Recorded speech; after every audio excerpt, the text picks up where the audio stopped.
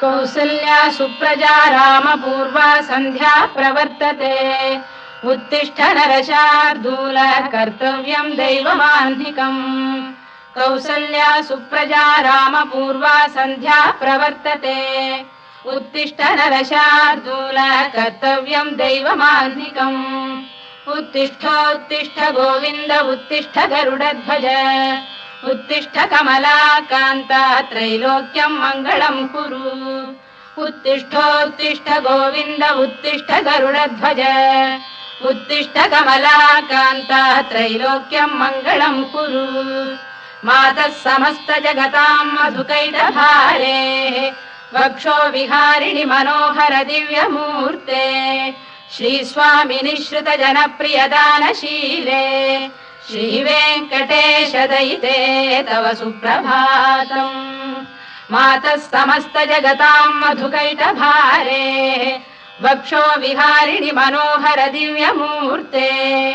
श्रीस्वामि निःश्रित जनप्रियदानशीले श्रीवेङ्कटेश दयिते तव सुप्रभातम् तव सुप्रभातमरविन्दलोचने भवतु प्रसन्नमुखचन्द्रमण्डले विधिशङ्करेन्द्रवनिताभिरर्चिते वृषशैलनाथ दयिते दयानिधे अत्र्यादिसप्तऋषयः समुपास्य सन्ध्याम् आकाशसिन्धुकमलानि मनोहराणि आदाय पादयुगमर्चयितुम् प्रपन्नाः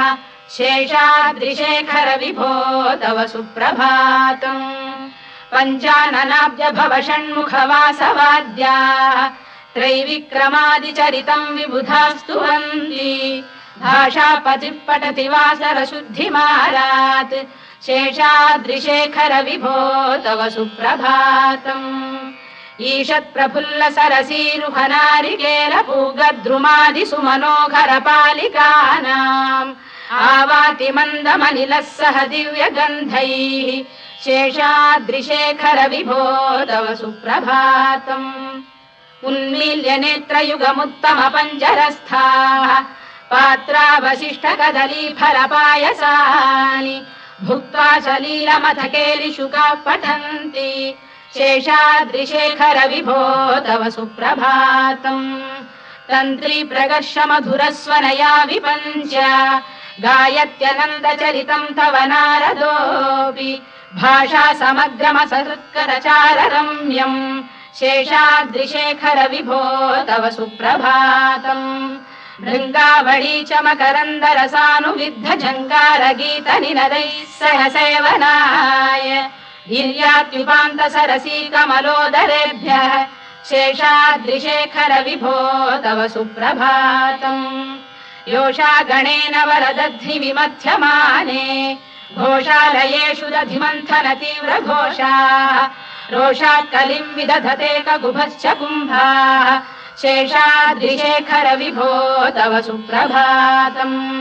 पद्मेश मित्र शतपत्र गतालिवर्गाः हर्तुम् श्रियम् कुवलयस्य निजाङ्गलक्ष्म्या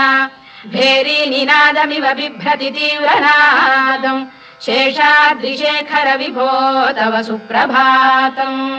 श्रीमन्नभीष्टवरदाखिल लोकबन्धो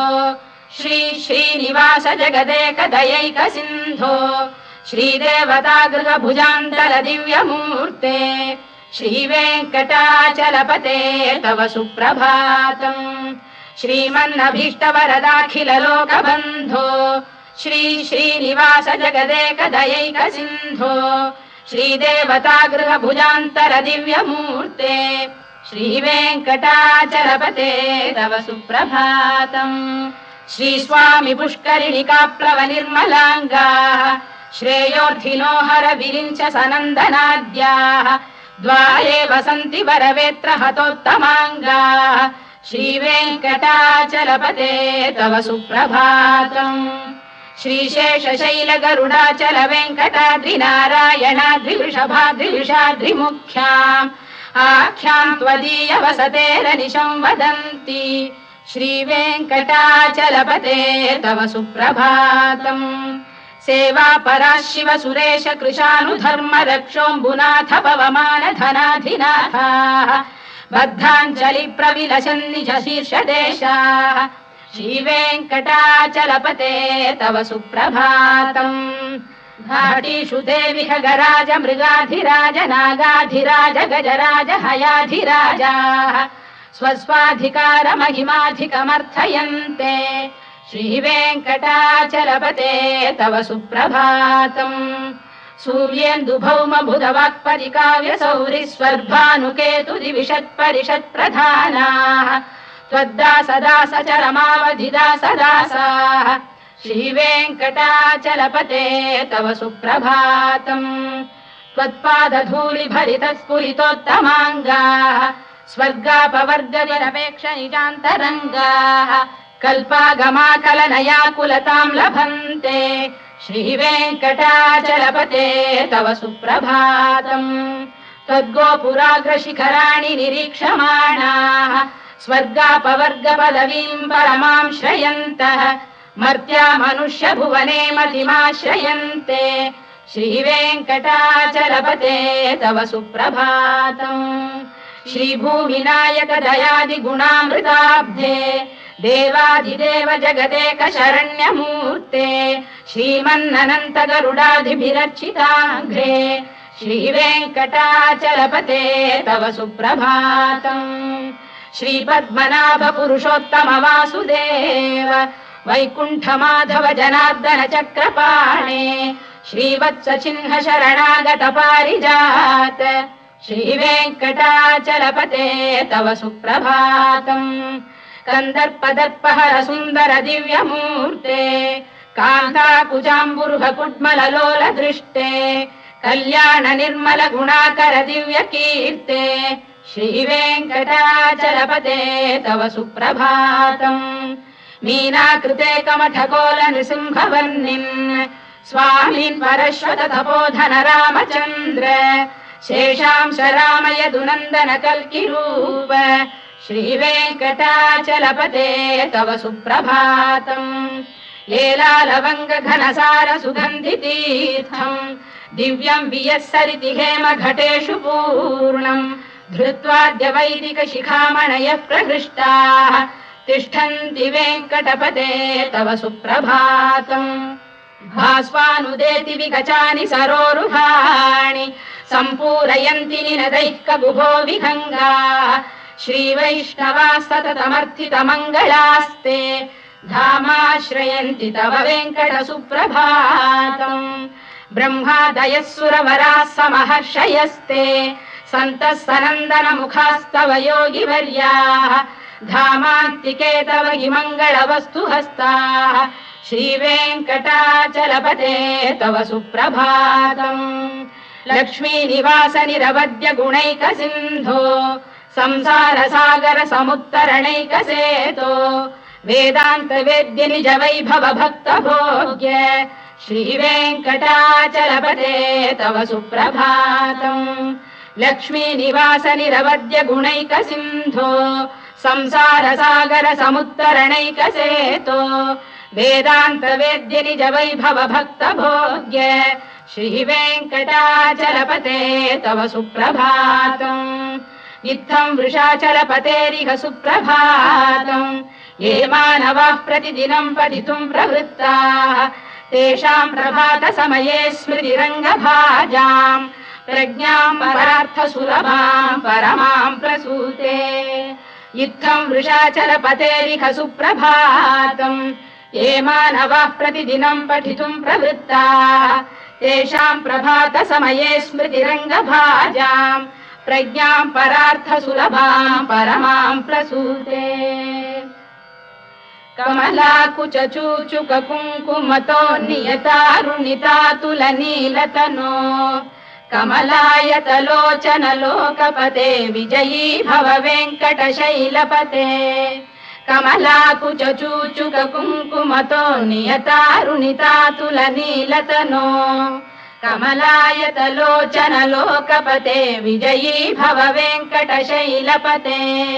चतुर्मुख षण्मुख पञ्चमुख प्रमुखाखिल दैवतमौलिमणे शरणागतवत्सलसारनिधे परिपालय मां वृषशैलपते अतिवेलतया तव दुर्विषहैरनुवेलकृतैरपराधशतैः हरितं त्वरितं वृषशैलपते परया कृपया परिपाहि हरे अधिवेङ्कटशैलमुदारमतेर्जनदाभिमताधिकदानरतात् परदेवतया गदितान्निगमै कमलादयितान्न परं कलये कलवेणुरवावशगोपवधू शतकोटिवृता स्मरकोटिसमात् प्रतिवल्लविकाभिमतात् सुखदात् वसुदेवसुतान्न परं कलये अभिराम गुणाकरदाशरथे जगदेकधनुर्धर धीरमते रघुनायक राम रमेश विभो वरदो भवदेव दया जलधे अवनीतनया कमनीय करं रजनीकर चारु मुखाम्बुरुहम् रजनीचर राजतमो मिहिरं महनीयमहं रघुराममये सुमुखं सुहृदं सुलभं सुखदं स्वनुजं च सुखायममोघशरम् अपहाय रघुद्वहमन्यमहं न कथञ्चन कञ्चन जातु भजे विना वेङ्कटेशं ननाथो ननाथ सदा वेङ्कटेशं स्मरामि स्मरामि हरे वेङ्कटेश प्रसीद प्रसीद प्रियं वेङ्कटेश प्रयच्छ प्रयच्छ विना वेङ्कटेशं ननाथो ननाथः सदा वेङ्कटेशं स्मरामि स्मरामि हरे वेङ्कटेश प्रसीद प्रसीद प्रियं वेङ्कटेश प्रयच्छ प्रयच्छ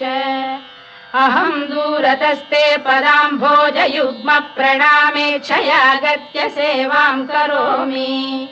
सकृत्सेवया नित्यसेवा फलं त्वं प्रयच्छ प्रयच्छ प्रभो वेङ्कटेश अज्ञानिना मया दोषानशेषान् विहितान् हरे क्षमस्वत्वं शेषशैलशिखामणे अज्ञानिना मया दोषानशेषान् विहितान् हरे क्षमस्वत्वं शेषशैलशिखामणे ईशानां जगतोऽस्य वेङ्कटपतेर्विष्णोः परां प्रेयसीं तद्वक्षस्थलनित्यवासरसिकां तत्क्षान्तिसंवर्धिनीं पद्मालङ्कृतपाणिपल्लवयुगां पद्मासनस्थां श्रियम् वात्सल्यादिगुणोज्ज्वलां भगवतीं वन्दे जगन्मातरम् ईशानां जगतोऽस्य वेङ्कटपतेर्विष्णोः परां प्रेयसीं तद्वक्षस्थलनित्यवासरसिकां तत्क्षान्तिसंवर्धिनीं पद्मालङ्कृतपाणिपल्लवयुगां पद्मासनस्थां श्रियम् वात्सल्यादिगुणोज्ज्वलां भगवतीं वन्दे जगन्मातरम् श्रीमन्कृपाजलनिधे कृत सर्वलोक सर्वज्ञ शक्तनत वत्सल सर्वशेषिन् स्वामिन् सुशील सुलभाश्रित पारिजात श्रीवेङ्कटेश चरणौ शरणं प्रपद्ये श्रीमन्कृपाजलनिधे कृत सर्वलोक सर्वज्ञ शक्तनत वत्सल सर्वशेषिन् स्वामिन् सुशील सुलभाश्रित पारिजात श्रीवेङ्कटेश चरणौ शरणं प्रपद्ये आनूपुरार्पित सुजात सुगन्धि पुष्प सौरभ्य सौरभकरौ समशन्निवेशौ सौम्यौ सदानुभवनेऽपि नवानुभाव्यौ श्रीवेङ्कटेश चरणौ शरणं प्रपद्ये सद्यो विकासि समुदित्वरसान्द्र राग सौरभ्य निर्भर सरोरुह साम्यवार्ताम् सम्यक् सुसाहसपदेषु विलेखयन्तौ श्रीवेङ्कटेश चरणौ शरणं प्रपद्ये रेखामयध्वज सुधाकलशातपद्रवज्राङ्कुशाम्बुरुह कल्पक शङ्ख चक्रैः भव्यैरलङ्कृततलौ परतत्त्वचिह्नैः श्रीवेङ्कटेश चरणौ शरणं प्रपद्ये ताम्रोदरद्युतिपराजित पद्मरागौ बाह्यैर्महोभिरभिभूत महेन्द्रनीलौ उद्यन्नखांशुभिरुदस्त शशाङ्कभासौ श्रीवेङ्कटेश चरणौ शरणं प्रपद्ये सप्रेम भीति कमलाकर पल्लवाभ्याम् संवाहनेऽपि सपदिक्लममादधानौ कान्थाववाङ्मनस गोचरसौ कुमार्यौ श्रीवेङ्कटेश चरणौ शरणम् प्रपद्ये लक्ष्मी मही तदनुरूप निजानुभाव नीलादि दिव्यमहिषीकर पल्लवानाम् आरुण्य संक्रमणतः किल सान्द्ररागौ श्रीवेङ्कटेश चरणौ शरणम् प्रपद्ये निद्यानमद्विधि शिवादि किरीटकोटि प्रत्युक्त दीप्त नवरत्न महप्ररोहैः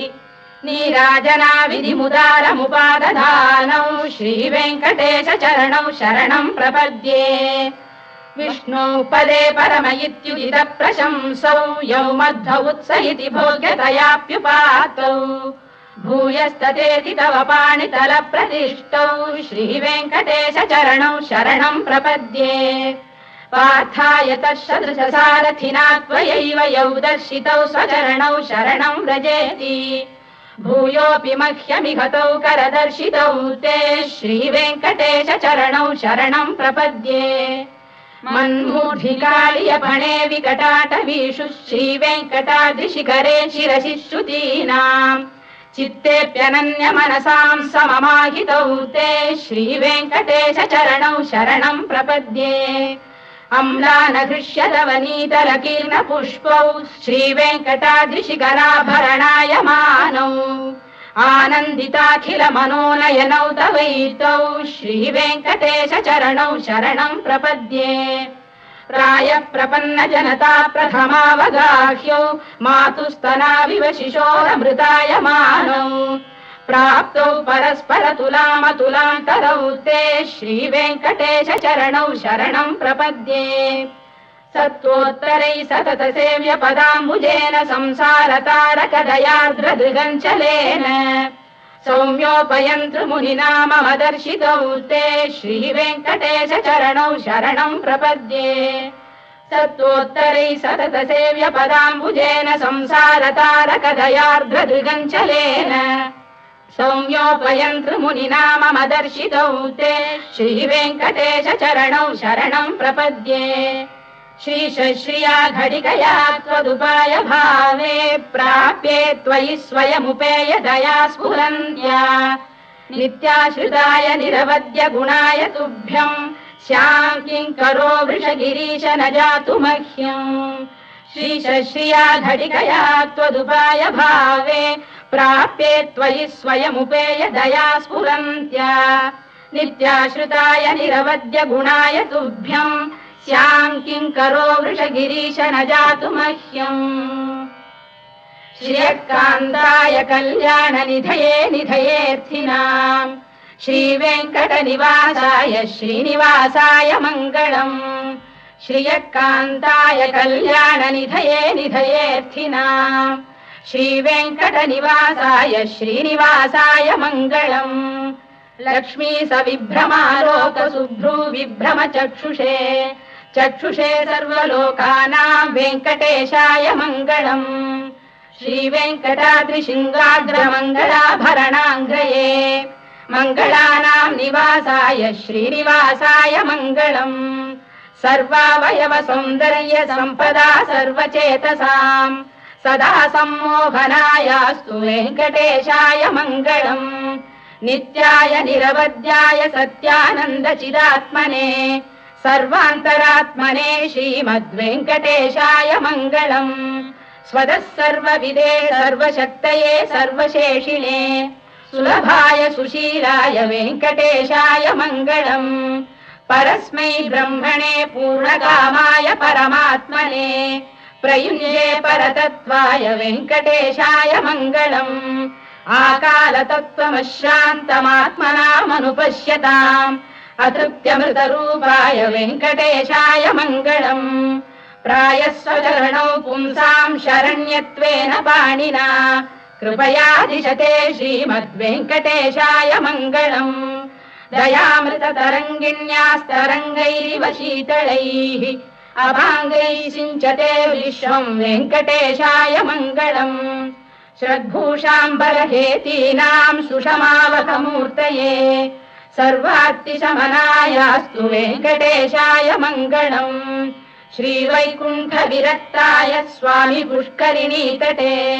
रमया रममाणाय वेङ्कटेशाय मङ्गलम्